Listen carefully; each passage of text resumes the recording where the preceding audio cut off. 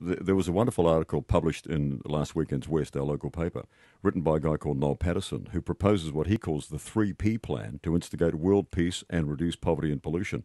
And one of the things he suggests is for countries to agree to a freeze on spending for new weapons for 5 years. So are people starting to think similarly now about how to fix the planet?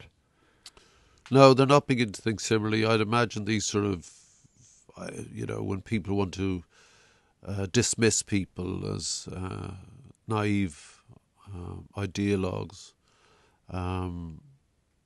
it's easy to do that.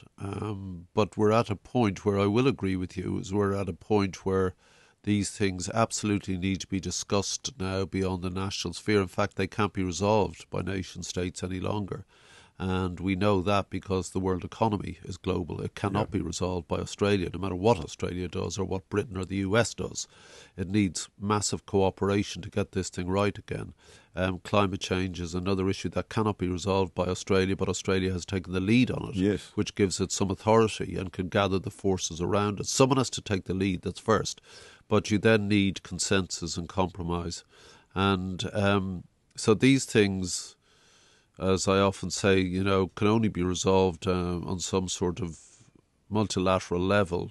But the problem is the nation state still has formal powers at the precise moment where the nation state is incapable of resolving the issues that beset it.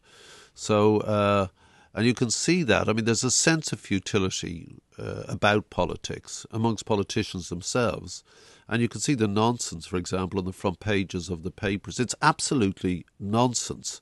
This guy said that and that guy tweeted that. I mean, I'm just looking at, your papers this morning. I mean, that's it.